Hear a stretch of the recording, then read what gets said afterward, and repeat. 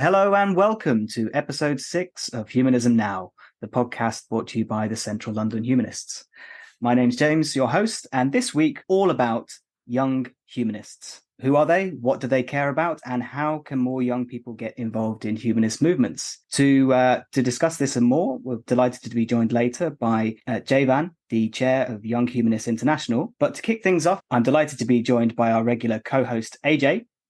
Hi, James. And for the first time, I'm delighted to welcome a new panelist here, Nicole, fellow coordinator at Young Humanists alongside AJ. Nicole, thanks for joining us. How are you? I'm very well, thank you. Thank you so much for having me. I'm very excited to be making my debut today. Well, it's our pleasure. Since this is your first time on Humanism Now, I think it'd be great to learn a little bit more about you and your route to humanism. So, Nicole, tell us a bit more about yourself and how you came to be involved with the Young Humanist Group and CLH. Absolutely. So I have been a humanist since I was about 12, I think, like many people, but I didn't really realize it until a few years ago. It was in the pandemic, actually. I was looking for some meaning in my life and something to do and something to focus myself. And I came across humanism. And then during that, I was like, oh, I was living by all these things. I agreed with all these things. And this is a wonderful way to meet like-minded people and put good things into the world. So I decided to get involved I guess it was 2021 or 2020, like I said, during the pandemic. And through that, I started volunteering with Young Humanists because as a young person myself, I thought that was a good place to start.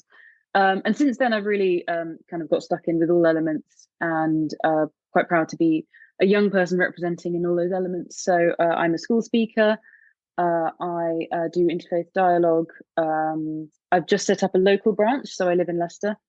And so I've just set up a local branch of humanists here, which is very exciting and very new. And the biggest thing that I do is I'm a humanist funeral and wedding celebrant. So that's what I do now for my real job, as it were. I think you might be our second humanist celebrant to join the panel. We are hoping to cover this in more detail, but I just wondered if you could share a little bit more about what that involves and what that's been like as a career for you.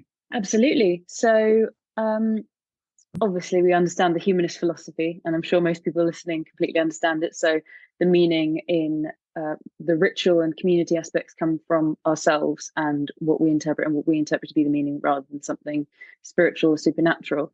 So a lot of traditional meaning in funerals and weddings comes from the fact that it's a god looking or something like that, or the religion or things about the afterlife. But of course, as people who don't believe in that, those things ring hollow.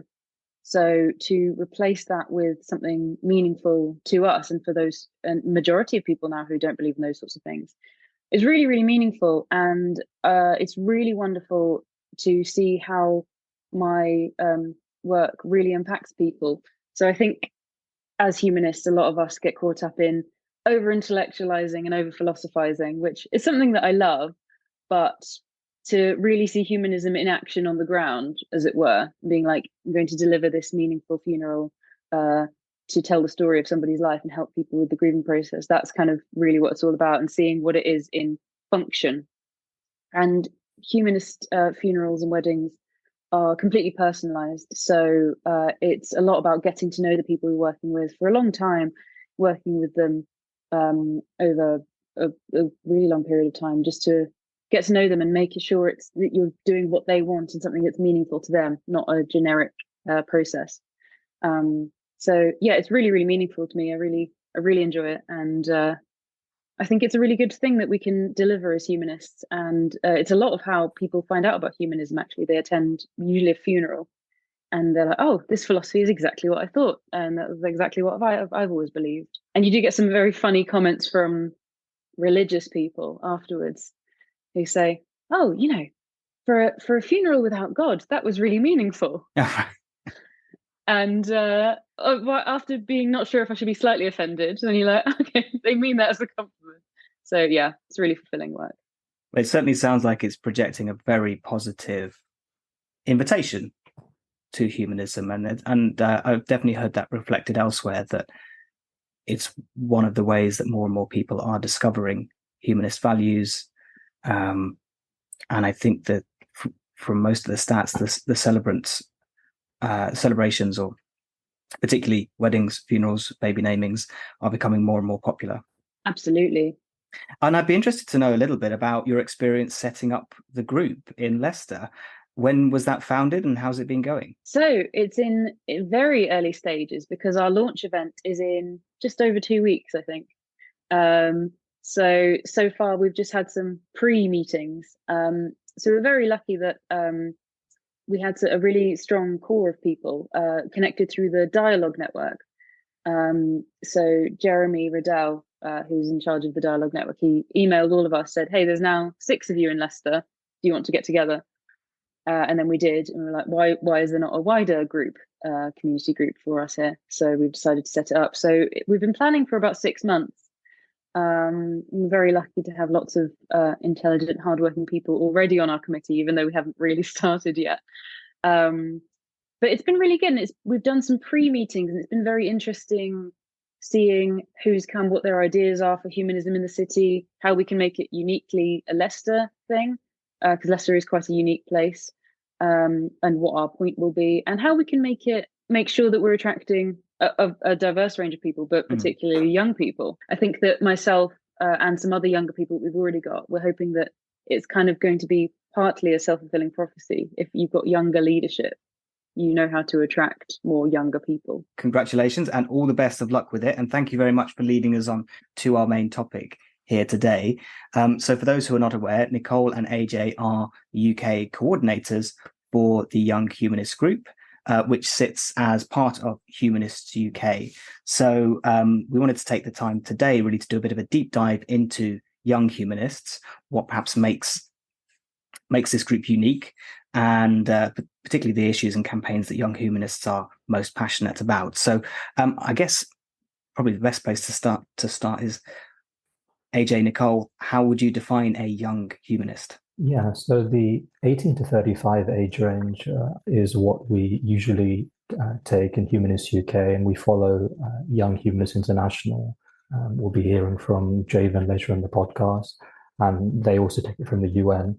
So it's quite a broadly used age definition category for NGOs and charities. So it's a very rough boundary, and of course we always welcome people who are young at heart, even if they are pushing the age range as I am. And it's good to have Nicole and hopefully some other actually young people on the podcast representing Young Humanists rather than just my aging visage. I'm 32, so I'm not got long left in Young Humanists UK. But that age range was chosen particularly to focus on, and we'll discuss a bit about this when we get to the demographics and humanist students and universities a bit later. But we feel that looking at other faith and belief groups, they really capture young people, sometimes in quite a cynical way, which, we want to be wary of, but exposure to humanist ideas at that very formative period, and particularly as they come into adulthood, maybe leave home for the first time. We know that many of our members and supporters are apostates, so leaving a family environment and able to spread their wings intellectually and philosophically can be quite a good time for them to be exposed to humanist ideas. And that's that 18 to 35 age range, and the lower end of that age range. And then as they go through university, they graduate, they come into the world of work. I know that we've talked project ideas, James, that you've had about humanizing work, humanizing life, humanizing relationships, etc. So those are projects that maybe come down the line in the UK humanist community and partnered with Humanists UK. We also have other projects in the pipeline, such as Humanists in Tech and the Humanist Business Network, which tried to get going a few years ago, but I think now we've got some renewed effort in that. So we're trying to offer young people a pipeline that can not only enable them to be more active in society. I mean, young people are very, very socially active. You just have to look at the headlines to see what the social justice issues are, environmental justice, which Javan and you talked about a lot in the upcoming interview later on in this podcast. So allow them to engage and have a framework for them to engage with other like-minded people, and also with other faith and belief group activists, and also the wider public at large on these social justice issues, but not just using them as activists, but we also want to give back to them and ensure that their personal development as humanists, as free thinkers, as rationalists, as agnostics, secularists, and atheists, that's also developed, as well as their career as well, through the networks, humanist networks, humanist in tech networks, humanizing work, ethical considerations around work and pay, and also social justice in the work environment as well, and also relationships. So we can see that in that formative period that young humanists go through, there's a lot for us to do. I mean, we're a very small organization in that sense. We only have a few people on the committee. We're trying to recruit and grow. We're very much supported by Humanist UK as a wider organization, and also with links to Javan and his team in Young Humanists International, because Humanist UK is a member of Humanist International, and the youth groups, both are Young Humanists UK and also other youth groups, for example, in Norway, in Italy, in other parts of the world, are also connected to Humanist International. So that's kind of a flavor of what Young Humanists are and how we try and pitch Young Humanists UK activities. It's not trying to be. I've spoken to some older humanists who dislike the separation between young and not young, but that's not the point of it at all. It's more showing young people how humanism can be a boon and a positive for their lives. And there's certain things that, while important to young people, we might not focus on. So I'm sure you'll know that one of Humanist UK's big campaigns is assisted dying. And that's something I really care about, something quite a lot of young people will actually think is important, but hopefully it's not something we're actually thinking about for our own lives, because hopefully we won't die for quite a long time. Whereas obviously a lot of people who are reaching a much older age that's going to be their focus. It's kind of framing things with a long future in mind. So that's one of the reasons that climate activism is such a big thing among younger people, and not just within humanism either. But, we have longer to live on the world, and lots of people are thinking about whether they want children even, and what the future for their children is going to be like. So a lot of it's framing it, and like AJ said, things like career development, because lots of people come to humanism when they're retired, so they don't necessarily need those things either for self-development or like career development, because they've had a long career. But for people who are just starting out, just left university, showing them that, hey, here's this volunteering you can do, meet new people, maybe even find the career you actually want through volunteering opportunities and through how humanism can help you develop in that. I suppose we can also mention a bit about what our presence looks like on the ground in terms of the meetings that we organise. A lot of what we do is online, so Young Humanists UK is a national presence, as opposed to the local groups such as Central London Humanists and other international groups like Young Humanists International. A lot of our activities are online, but we do also organise local socials. So, for example, around the major keynote events and the annual conference that Humanist UK has. This year it was in Liverpool. We had a very successful social that was organised as part of that, while a lot of humanists are in the same town. And also, for example, we have a Voltaire lecture coming up, and there'll be a humanist social associated with that. There'll be other future socials, for example, in the Darwin Day lecture next year in February, and the Rosalind Franklin lecture.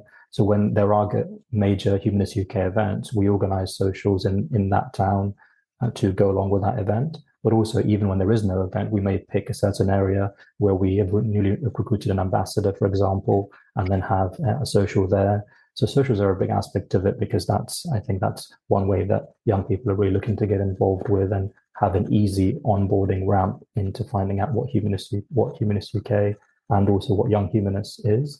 And sort of pull the curtain back a bit, Nicole and I just had a meeting earlier today with an LSE student union group called Humanist Open Minds, and watch this space. There'll be more information coming about this ahead, but that's part of our humanist student outreach, which is also part of Humanist UK and Young Humanists remit, because 18 to 35 is that university age range, as we mentioned before.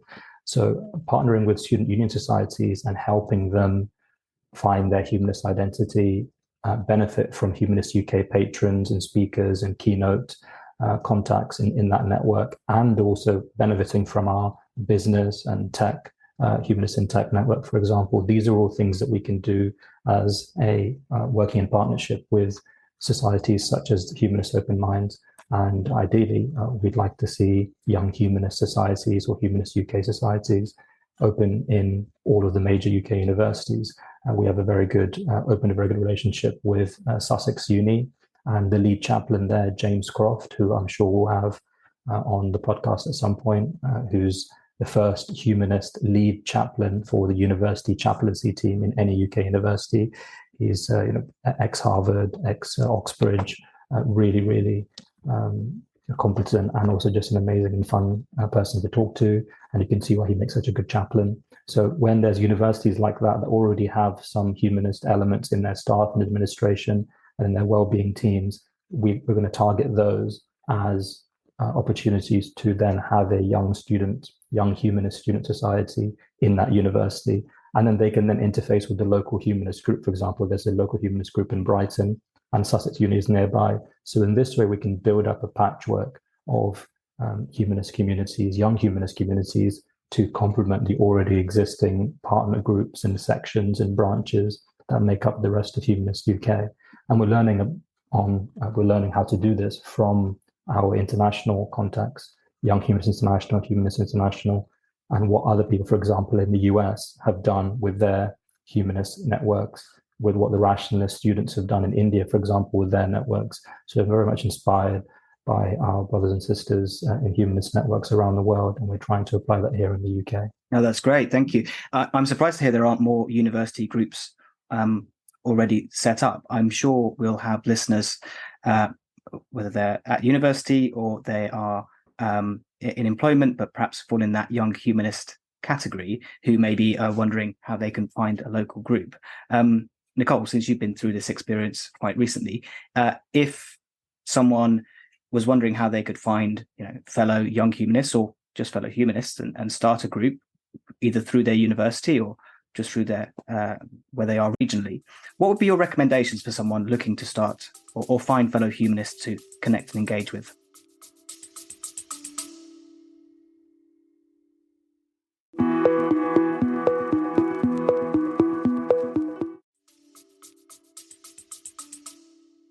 Yeah, well, if somebody lives in a city, then that's a great place to start, because there's most cities in the UK, I'd say probably most, already do have humanist groups, and then reaching out, seeing what they're doing if you're near the city. There's a lot of active groups, and there's even some in some quite random places. When we were doing our research setting up Leicester Humanists, there's some quite small, there was a small village in Rutland that seems to have a local humanist group that I never would have thought if I wasn't looking at the map. But then, yeah, if it doesn't exist, I'd say if you are a student at university, that's a great place to start, because lots of students at university are interested in intellectual, sciencey, epistemological things, and lots of them will be humanists without knowing it. So if you were to start a humanist group, there'll be lots of people, even if they're not pure humanists, would be interested in that. Lots of people like debate, discussion. Again, also finding groups that are similar. So a debate group, for example, would probably have a lot more people who are humanistically inclined. Philosophy groups. Yeah, philosophy, anything like that. In terms of, and then if you're not a student, again, just same sort of thing. You could reach out to Humanist UK head office. They've got really good resources for contacting people in areas. Yeah. Being like, if I'm in Northampton or whatever, be like, how many humanists are here? Can you help me connect with the people who, because there's lots of people who are active in lots of things within Humanist UK, school speaking, being a celebrant, being a pastoral carer. And so there'll definitely be people in your area that have similar groups. In terms of why there's very few student groups, I was talking to, I think it was Andrew Copson. He was saying that the student interest in humanism has gone in big waves. And there was a really big one in the 70s. And I'm not sure what actually triggered that, but that made a whole generation of humanists. Then it dipped down. And then for people our sort of age, Richard Dawkins' The God Delusion and the other Horsemen of New Atheism all came out when we were young teenagers. And I think that was quite influential to quite a lot of people. So when I was at university, there was quite a lot of humanist groups and active humanist groups and skeptic groups and that sort of thing. But lately, and particularly since the pandemic, those things have kind of fallen by the wayside, particularly in favour of things like environmental issues, LGBT. Of course, we know that those things are huge things within humanist thought, but I think not people don't necessarily know that. So I think having a student group that was like, if you're a humanist, we massively care about LGBT rights, the environment, all this sort of thing. So it's a lot more of an all-encompassing thing than a specific interest. So I think there'd be lots of students that would be interested. Yeah, I definitely think having more public events and speakers that are around these topics, or just having speakers, they may not be talking about humanism directly or philosophical topics directly, but just identifying as, I am a humanist, this is what I believe, as part of their wider worldview, I think makes a huge difference. So I would suspect it does go in the waves of when the books are on trend, for sure. I was at a university just the other day because it was a volunteering fair, so we went as Leicester Humanists.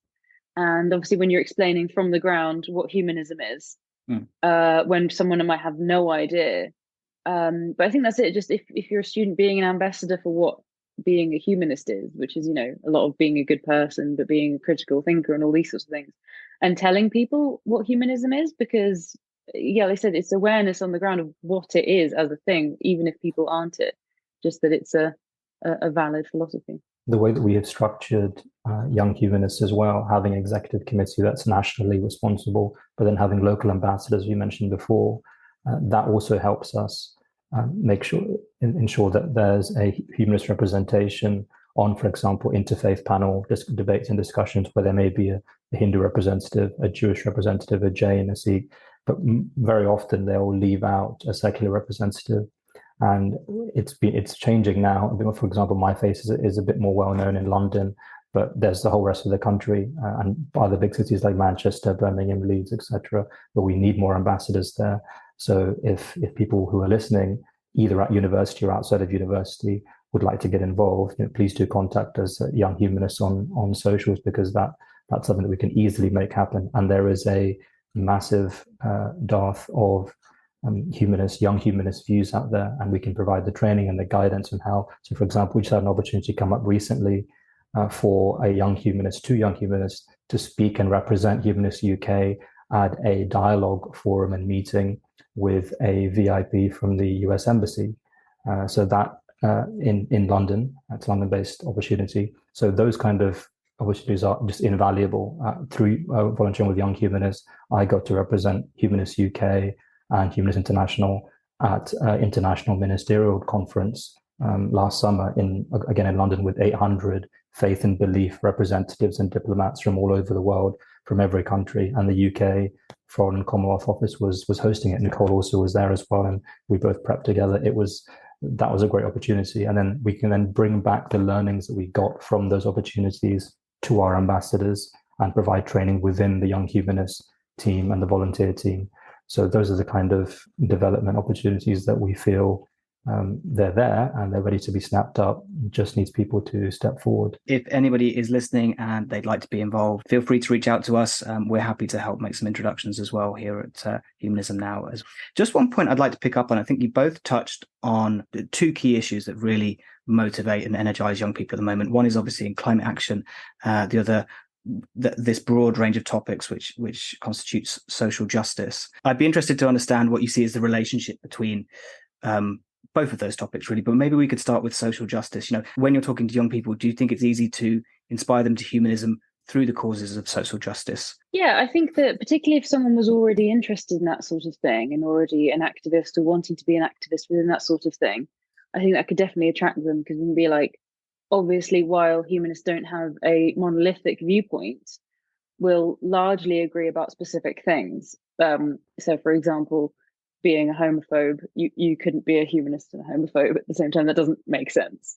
But those sorts of things, and projecting that like being pro social justice is kind of inherent to humanism. And when you look at the history of humanist activism, even just in Britain, but in the world, a lot of it is this social justice movements. So a big example is Humanist UK was one of the huge pushes for legalizing same-sex marriage in the UK. And I think when people hear about that sort of thing, they're like, oh, it's not just people sitting around talking about science and how they don't believe in God, because it's not, as we know. and we can have these philosophical, interesting discussions and debates about the little details within those sorts of things. But ultimately, humanism on the ground is this sort of activism and caring about people, and human dignity is kind of number one. And I think that seeing it in a functional light, I think having both of those parts of humanism, both the function and then the interesting intellectual sides, they work together as one. And I think bringing an intellectual voice to some of these social justice movements is really interesting, because a lot of the time it's driven by pure emotion, and obviously there's nothing wrong with emotion, and these things are emotional. But if you're trying to convince someone of your position, having a reasoned argument with emotional elements is far better than just kind of crying and screaming, because you see in a lot in like modern discourse, no matter people's opinions, it becomes a very either angry or sad and without much actual discussion, and I don't think that's helpful for anybody. I can pick up on just what Nicole said there about the toxic emotional aspect and a very, very reactionary aspect of some of the discussions online. We mentioned before how there are a lot of young people who are very passionate about a lot of issues. There's also a lot of anxiety about the future, and then bring into that mix maybe a vacuum created by maybe a lack of humanist representation. I mean, I'm not saying it's all our fault, but I really think that there's something positive we could have contributed to that. And I'm referring to the Andrew Tates of the world and the Jordan Petersons, especially Andrew Tate for young people, where they do want to care about things like, foreign wars, wealth inequality. There's a lot of key issues that affect their daily lives, but the framework they've been given is one of scapegoating, is one of emotionally potent oversimplifications of issues that even amongst themselves don't make sense. I mean, I think it's, from what I've seen, the Andrew Tate phenomenon, he just seems to be out to scam people, if not abuse people directly. So they're also being led down the garden path of follow me and you'll get the ultimate truth and the matrix will be exposed. I mean, these are, in any cold light of day, these are quite childish and immature ways to approach any issue, let alone something as serious as, for example, sex or gender or the wealth pay gap and so many other structural inequalities and injustices in our society. So because we've not, as Nicole said, maybe in the 70s, and then there was an uprising, and then there wasn't now, even though there are plenty of young people with non-religious views. I mean, some of the latest surveys that Humanist UK has reported, and also the British Social Attitude Survey from 2019, suggest that 65 to 70% of young people around the 25 age group are non-religious. They have no daily relevance for supernatural beliefs or practices at all in their lives, regardless of what their parents or their families may make them do or expect them to do once in a while, maybe on Ramadan or maybe on Easter or maybe at Christmas. Regardless of that, they individually, personally, internally have no intrinsic religious views, religious faith, supernatural faith.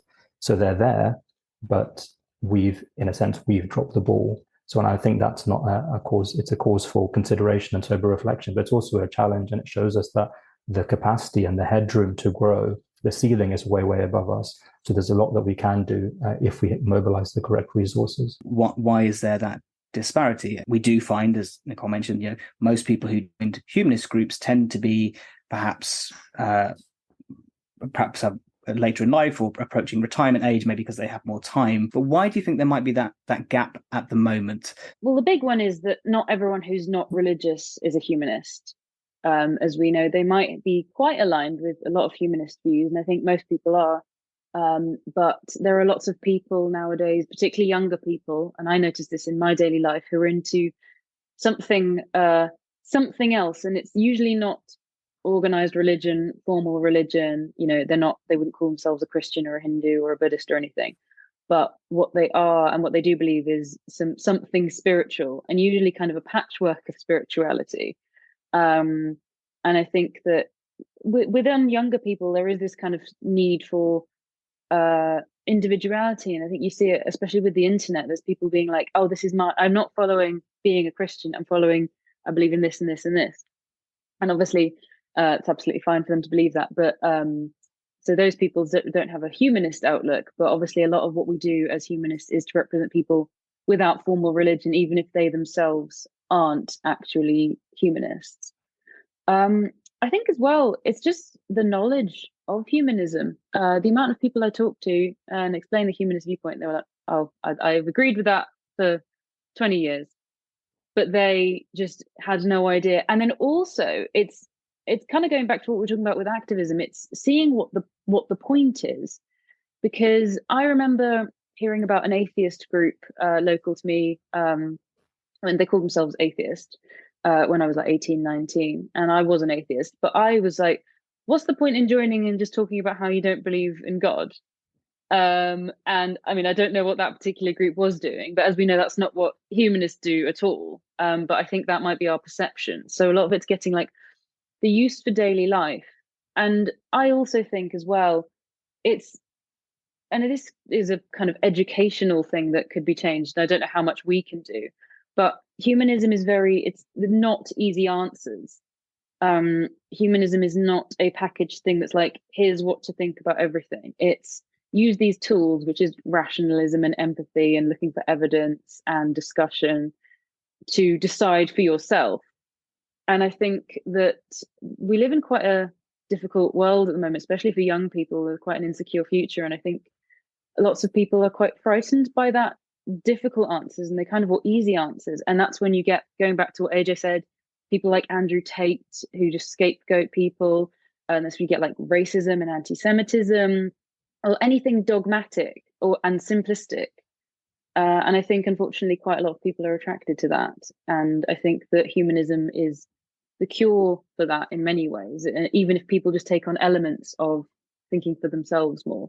But I think that's one of the things, it's a difficult sell because for the people who don't already love that sort of thing, it can be quite scary. To link back to what we discussed before about humanistic spirituality, and that also is, in my view, a way to fill that void and fill that vacuum, whether people are looking for a greater meaning and for in times when the future of the civilization is uncertain, and if they're 20 years old now, they're wondering how they're going to live another 80 years in this life. But we already have a lot of the tools and the inspiration, if not the easy and quick answers, as Nicole says, because that would be a lie if we tried to give easy and quick answers, but that we have the motivation, we have the tools for people to liberate themselves and to free their own minds and have independent thinking in, for example, the work of Carl Sagan, in, for example, the work of other great figures at the moment, Alice Roberts and Rosalind Franklin in the past, and great humanist figures whose stories we need to tell. And if we tell those stories well enough, and if we make the case for example, we Young Humanists and LGBT Humanists, we were at, and we covered it in the podcast at the time, the protest to pressure the Prime Minister, the UK Prime Minister, to pass the conversion therapy ban for LGBT plus conversion therapy. So that's a very real, there's thousands and thousands of people in the country that are being subjected to that torture, essentially, and that family pressure and emotional blackmail week in, week out, day in, day out. And we're part of the movement to make sure that doesn't happen. That's not a philosophy club. That's not a debating seminar. That's not an ivory tower project of sort of champagne socialists or middle class people with their leisure time. That's actually, that can apply to anyone, and especially in the context of certain churches and religious practices pressuring people to change their sexual identity or gender identity. That can very much affect the working class and the everyday person. So the more that humanism can appeal to that and stay true to those roots, I think the more effective we will be in changing that balance in the years to come. I certainly think so, yeah. And if I can offer a bit of reflections as someone who's a little bit older than your definition of a young humanist now, I do think it's very challenging. Challenging is perhaps the wrong word. I think it could be quite overwhelming. There's only so much energy you can put towards them, and I'm always very impressed by the younger generations and just how ethically motivated and proactive they are. And I think it's great. It fills me with a lot of optimism for the future, but I can also understand that it's quite overwhelming. And I suspect that religion probably isn't seen as a priority, or sort of the infringes of that religion can make on people's freedoms. It's probably not the most top priority for a lot of young people. So I definitely think focusing on the positives of humanism, the reason, compassion, and open discussion and debate that humanism encourages when approaching these topics. Because I think it generally, if you engage in well-meaning inquiry, then over time you're going to convince more people to come around to your way of thinking and hopefully make these positive changes that, again, I see as at the heart of most of the youth movements at the moment. AJ, Nicole, thank you for all the great work that you're doing. Keep it up, and best of luck with everything that you have to come. As mentioned earlier, we're delighted to be joined by Javan, who is the international coordinator for the Young Humanists International Group. Earlier today, I was fortunate enough to speak with Javan, and here's the interview. Javan Lev Poblador is the Young Humanist coordinator with Humanist International. In this role, he works closely with young humanists worldwide, focusing on their development and growth as humanists. Javan has also been active in community work. Javan Lev Poblador is the Young Humanist coordinator with Humanist International. In this role, he works closely with young humanists worldwide, focusing on their development and growth as humanists. Javan has also been active in community work in environmental conservation, climate justice, human rights, and civic engagement since 2012. He is currently the chief executive of the Humanist Alliance of the Philippines International and the co-founder and the former pioneer president of the Association of Young Environmental Journalists, a youth-led environmental media organization. And I'm delighted to say that Javan joins us here on Humanism Now. Javan, welcome. Hi, James, and thank you for having me here. It'd be great to find out a little bit more about your role, your background, and your journey to humanism, and what led you to Humanist International. Cool, I'm excited. To start off, I've never been part of the humanist movement that very long. I would say I started directly being involved in the humanist movement in 2018. That was another province here in the Philippines. We didn't have, my friends and I, we didn't have like a humanist organization back then. We were basically just atheist groups, being part of like students in the university, trying to have a community all together. And then we just decided to like one day find out if we can formalize the group that we're in. So we reached out to different humanist organizations here in the country, and we found out that HAPI, or Humanist Alliance Philippines International, is the one where it's most aligned with us. So we did try to apply our group in the organization. And one thing led to another. I was made the lead chapter of HAPI in Dumaguete City. When I was still staying there. And, we did try to grow the organization from there. So that was in 2018. And then a few months after, they made me their youth ambassador for HAPI. And then after being made a youth ambassador, there was a situation, or it calls for a need for me to step up to become their chief executive at the end of 2020. And it was also during the time where Humanist International opened up like their application for a social media person and also a young Humanist International coordinator. So I tried to apply, and I was still in school back then. So I tried to apply for these positions, and luckily it got through. So I started working formally at around February of 2021. That's when I was formally affiliated with Humanist International. Could you give a bit of a background of the state of humanism in the Philippines? If you've also read with the Freedom of Thought report by Humanist International, it was said there that the Philippines is a secular country, but we do have very deep roots in terms of like Christianity or Catholicism. Mainly because of 300 years of colonialism. So that's how the landscape is in terms of the Philippines. Even the politicians or the government, they have deep roots as well with in terms of religion.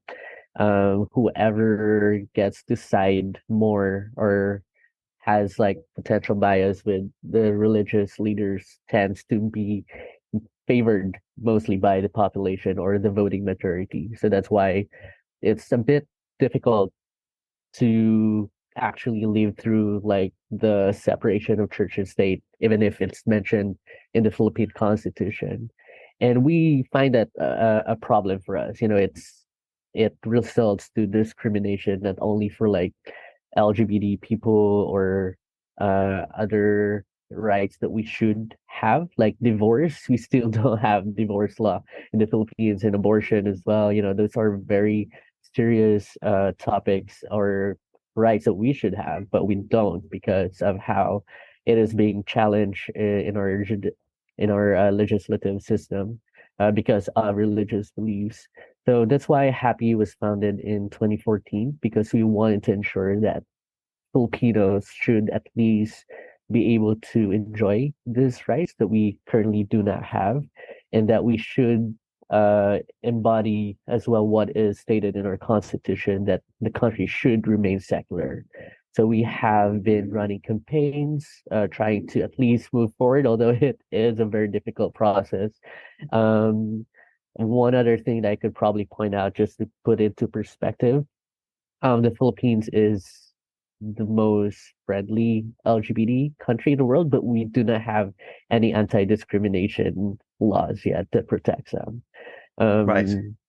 So it's a difficult thing, and we hope that through our humanist values in the organization, that is something that we hope we could attain somewhere in the future. Although it is a very challenging thing to do, and there are only like two humanist organizations in the country. So yeah, the fight is still ongoing. It sounds like there's somewhat of a disconnect between the social norms and the law. Exactly. I mean, the laws that we have, we even have de facto blasphemy laws brought in by the Spanish colony when they colonized us. It's when you try to insult during religious practices, ceremonies.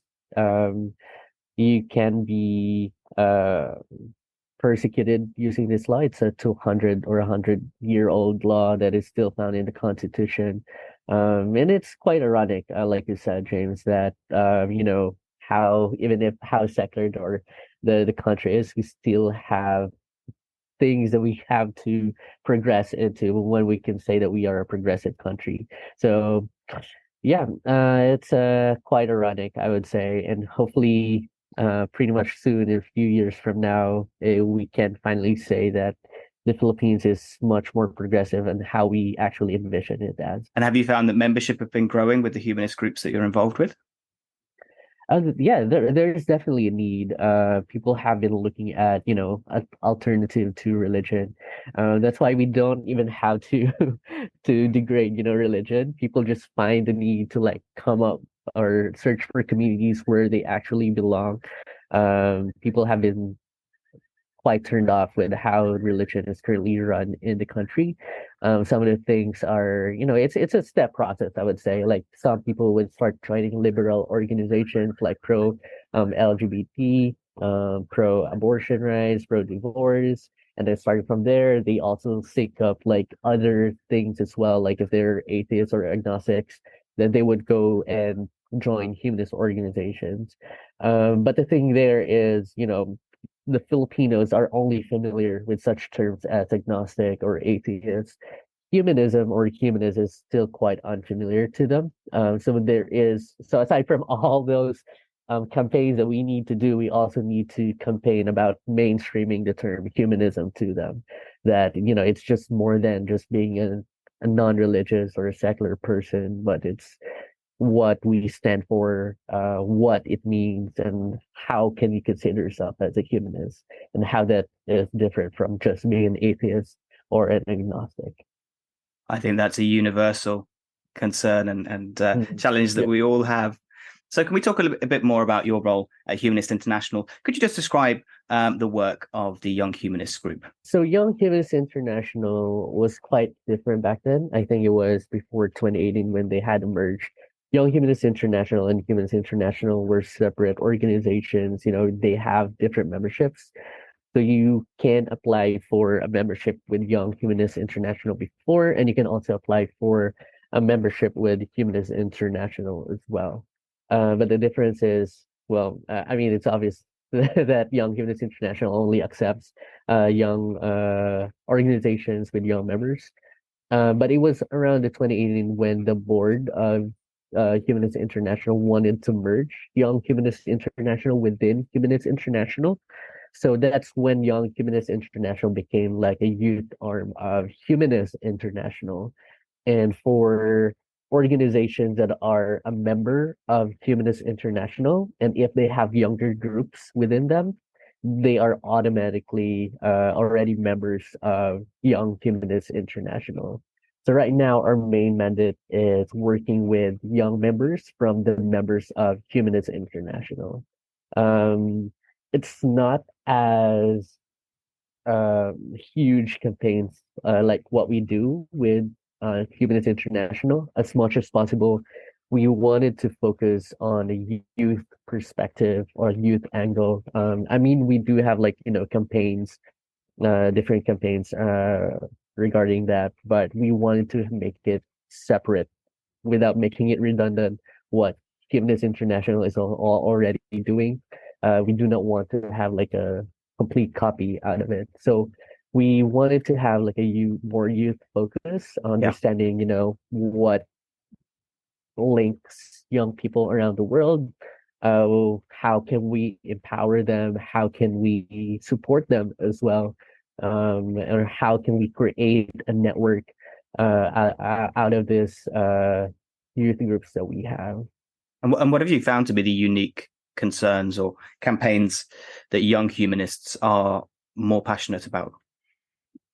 I think it's more about like, succession within the humanist organizations.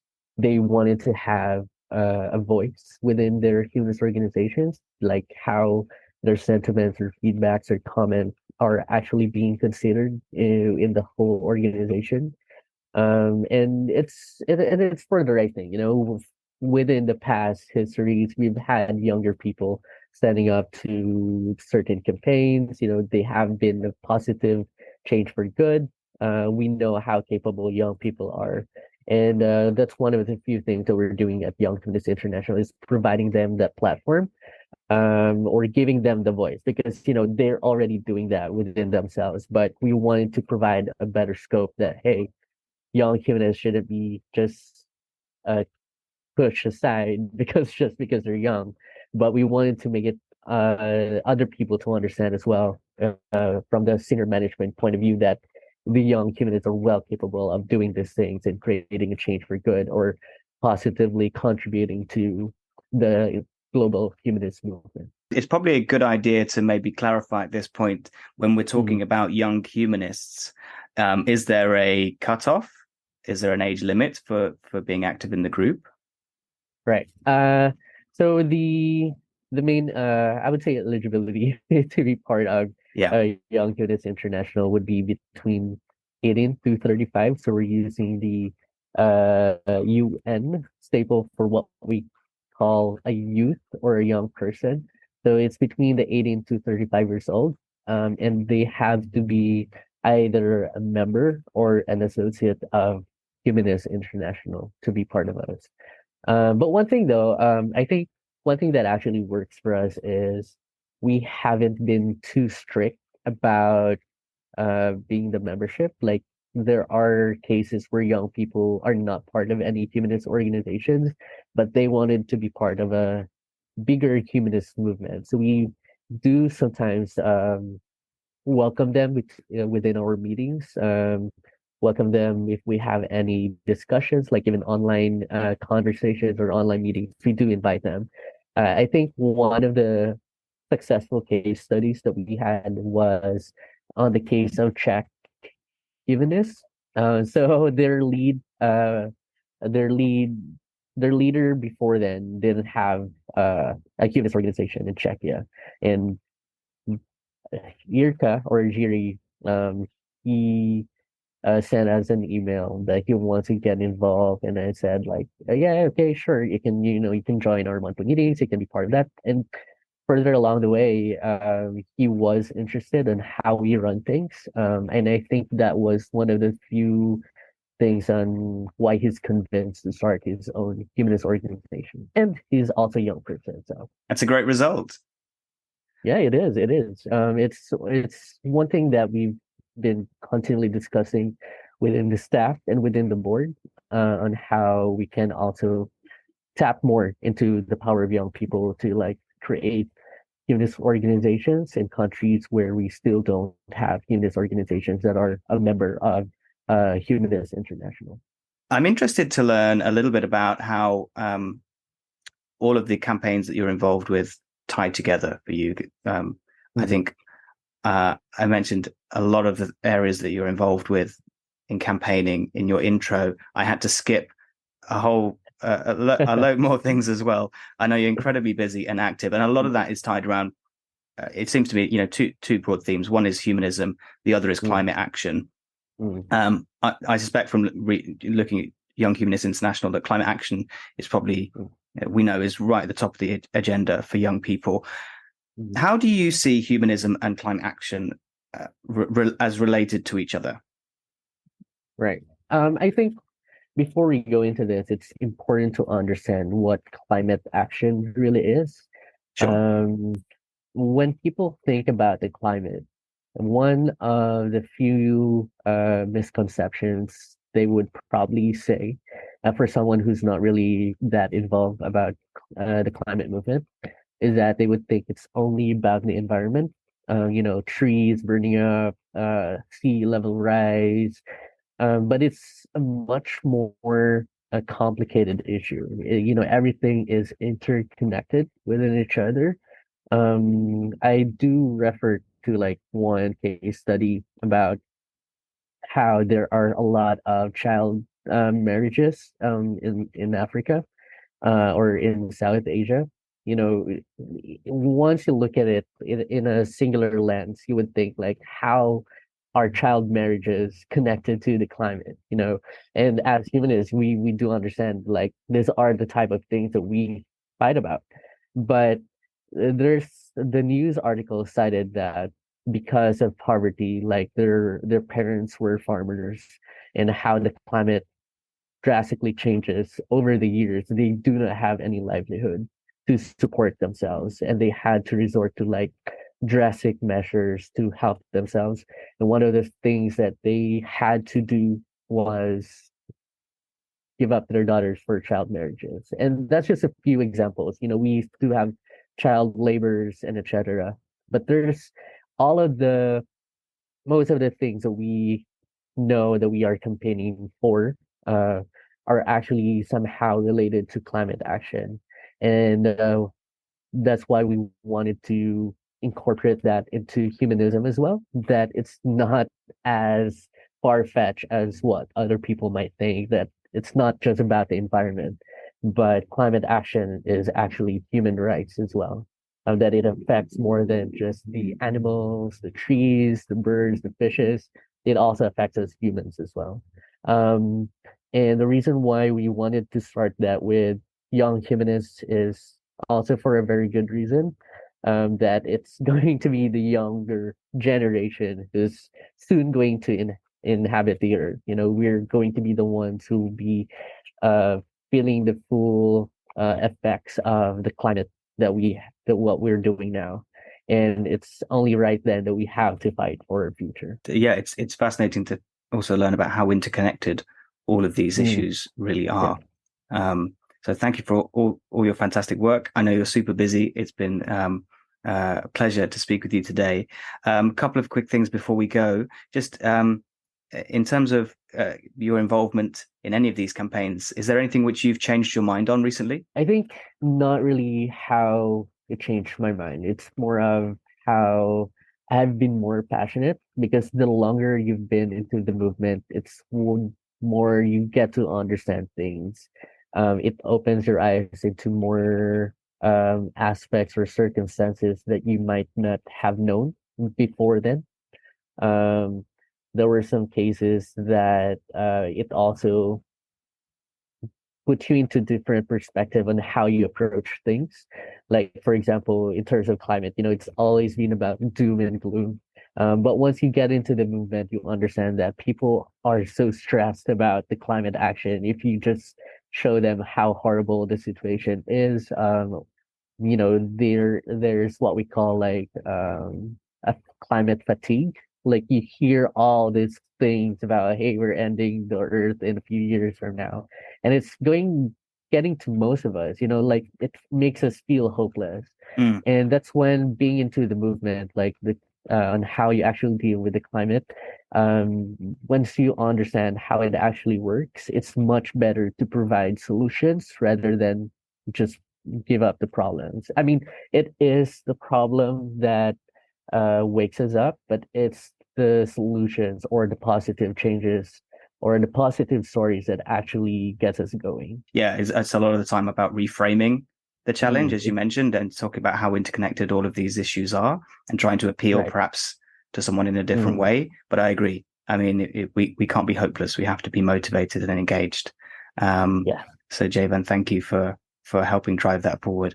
And just before we go, if anybody is listening and they would like to join or be involved with Young Humanists International, what's the best way to contact the group or contact you directly? Well, we do have a Facebook page as well, Young Humanists International. They can send a message, or they can also look us up at Instagram or Twitter. Young Humanists International. You can pretty much find it right away. Or you can also check out the website. You can send a contact there. Just let us know what your concerns are about Young Humanists, and it usually gets forwarded to me. Javan Lev, thank you so much for your time, and thank you for joining us on Humanism Now. Thank you, James, and thank you for having me. Javan Lev there with Young Humanists International. The climate crisis is obviously a very important topic for young humanists currently. AJ, how are young humanists engaging with climate action, and what campaigns are you involved with currently? So just as a disclosure, I should say that I'm a director of Humanism International, and the board there oversees the work that Young Humanists International does, and Javan as a coordinator. And we're really, really lucky to have him and the rest of the team. They do some fantastic work with a global presence. Basically, Humanism International tries to be a UN kind of a representative body for all humanist groups around the world. And Javan, as the membership development officer and also the coordinator for YHI, does fantastic work. And please do follow Young Humanists International on socials so you can hear more from him and from our other members. So Javan's exactly what we need to find more of, essentially. I mean, it'd be lovely to have another 50, 100, 500 of him. And if you listen to the story that he was telling there, and some parts of it I watching it, I wasn't actually aware of, in terms of how long he'd been in the climate activist kind of movement before he sort of found humanism, moved into that. That's exactly what we want. And that was ideal. And talking about young humanists and that 18 to 35 age range, he was in that age range. He was at school, college, university, higher education, and he was already socially active and was emboldened by environmental activism and justice. And he found humanism as a good identity for himself and his colleagues, as a group, as an organization, and also as an individual identity for him and for other LGBT plus, the community there in the Philippines, which luckily is quite welcoming, despite the laws being quite repressive, as he said. There's that bit of a paradox, but he found that, and then he was able to then use and link up with the Philippines equivalent of Humanists UK, which is Happy, one of the national groups there, that he now runs, and he's moved up as an activist from a local chapter leader to a youth ambassador and coordinator, now to the CEO of the national Philippines-wide group. So that's not everyone can follow that route, and not everyone should. Not everyone goes to university, nor should they.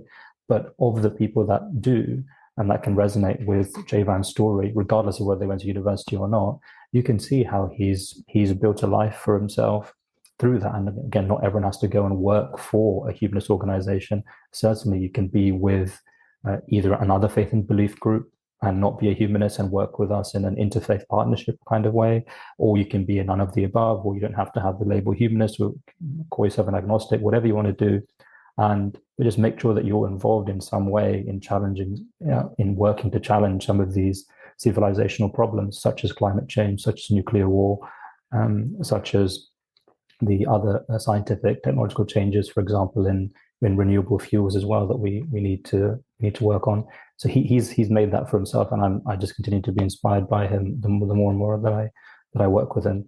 And his understanding of how humanism and climate interacts and how they overlap, and how a responsible humanist, a young humanist, can bring to bear the humanist framework to help themselves be a better climate activist, or to be a better social justice activist, or to be a better wealth inequality or prison reform activist. All of these avenues are open if someone makes full use of the wisdom and the experience that's available and the guidance that's available in the humanist movement. So I was very happy that we featured him on the podcast. In terms of campaigns, AJ's covered it pretty well in terms of what we're doing. And obviously we have UK Humanist Climate Action as well, which is very similar, doing similar things. I think that the interesting thing about it with the humanist viewpoint is I don't think there's any humanist who would disagree that there is a climate crisis and that we need to do something about it. But exactly what those things are is still being debated, isn't it? Even, obviously we should be science-led, evidence-led, but there is no clear answer about exactly what we should be doing. And I think that constantly being open to new suggestions, what we as individuals can do, and then what we should be campaigning the governments to do as well, because it needs to be both.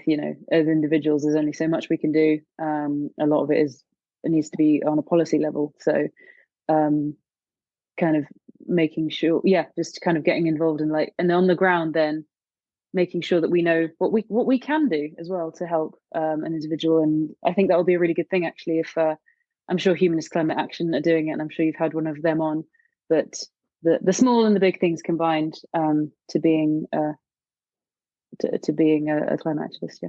We've not had one of them on yet, but we should do. Okay. And that was founded quite recently, Humanist Climate Action, and that featured a lot at the Liverpool annual conference earlier this year that we all attended, and you can read up more online about that.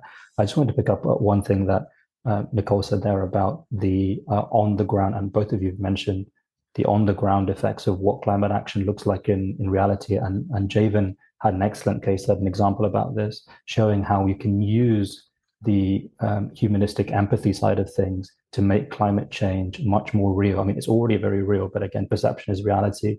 And if some people are saying, well, I don't really care about, sea level rising or forests being destroyed somewhere where I can't see, but actually in one of the case studies that he alluded to, in some parts of the world, because of what's happening with climate change. I mean, we saw this in the Syrian civil war, for example. A lot of the farmers that were driven out of the outer areas, the rural areas in Syria, came into the suburbs, these sort of shanty towns outside of Damascus. And because they were then socially precarious, anxious, frustrated at the government, that became a brilliant fertile feeding ground for Daesh, for ISIS to go in there and start recruiting. And then that laid the seeds of the civil war.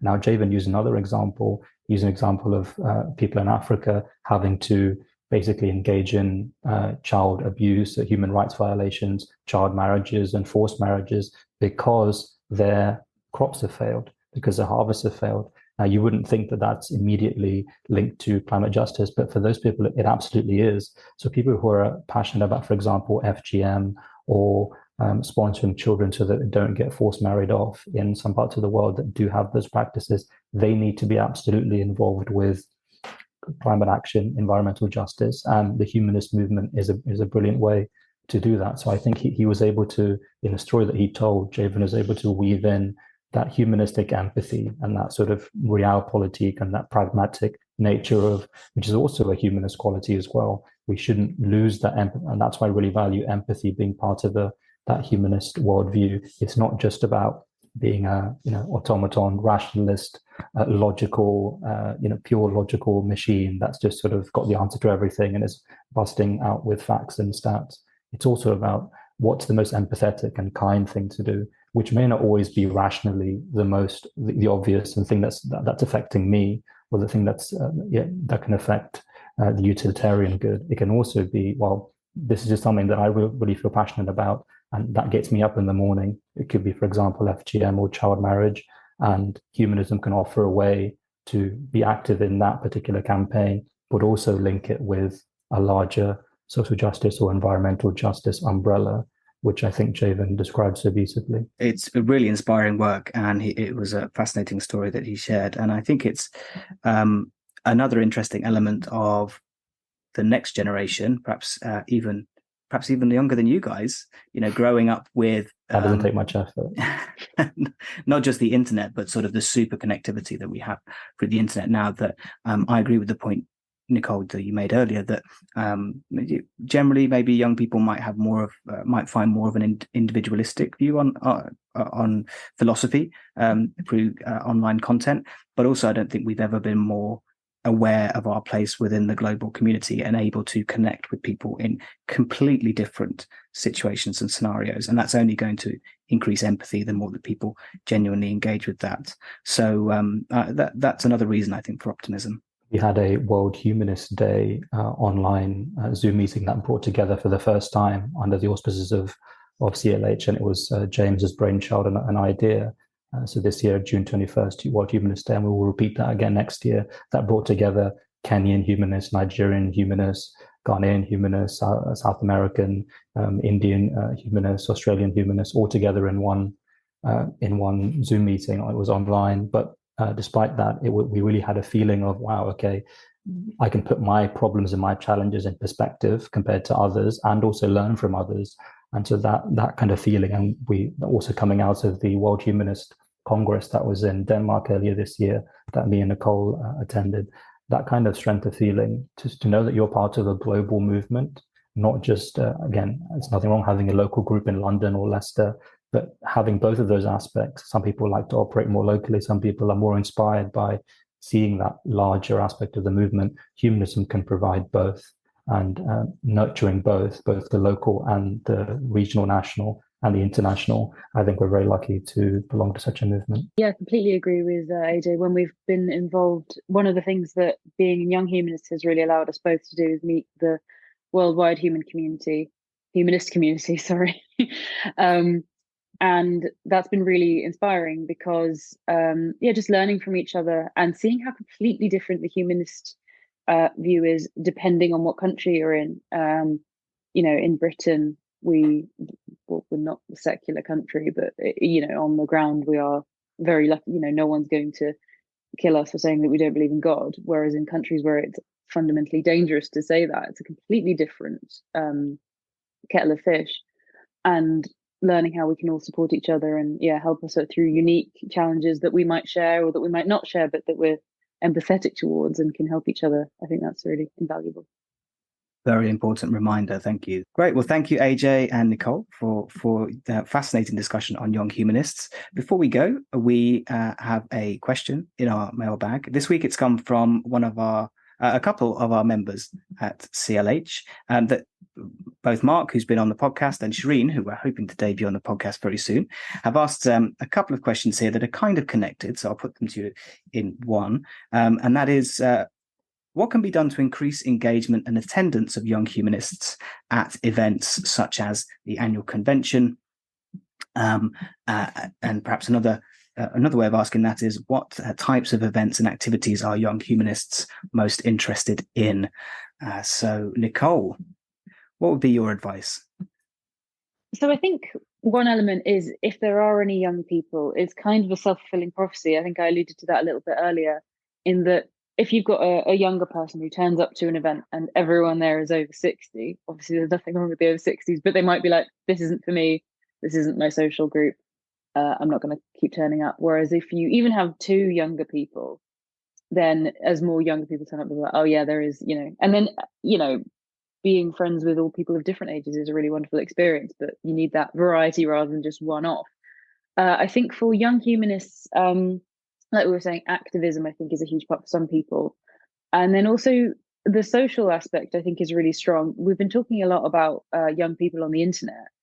And of course, it brings a lot of connectivity, but I think a lot of people are lacking a real physical community of younger people. And I think having that, being like, let's just go to the pub.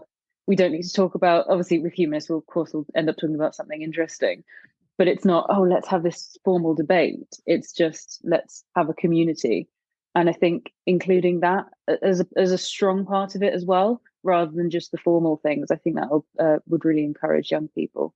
Nicole's feeding in there exactly to what someone that you and I know quite well, James Bart Campolo from the US, has talked about: micro communities and easing that ramp of entry and the onboarding, and for people to fall into the community, not necessarily going to a big talk. I mean, travel costs are not insignificant nowadays with the cost of living crisis, and especially London travel. And London Humanists especially, I mean, Mark and Shireen, who asked the question, are from our colleagues at CLH. We have members coming from all over London and even outside of London as well. So the travel costs and time and the effort is not insignificant. So having online hybrid meetings, a mix of those, and also in-person meetings, which CLH does, and also having young people on the actual committee and part of the organizing, that's also a good way. I think Javan also spoke about this as well, and that's something that we, as a Humanist International board and YHI team, also emphasize. Young people can't just be brought in just to do the social media or just to do the graphics or just to be a token young person. They need to be on boards, on committees, on subcommittees, there in decision making and visible, doing that decision making and coming up with their own programs and given the resources to run with it. Now that's easier said than done, but at least if you're doing that, will be more guaranteed to pay off rather than, oh, we have the young person, they do the social media. So that's one aspect of it. The other aspect is, well, as organizers and as coordinators, we can do more as well. So we, for example, had 7 volunteer free tickets, complimentary tickets to the annual convention. So we can easily use this, and we didn't make use of all of them because one of our volunteers had to step back.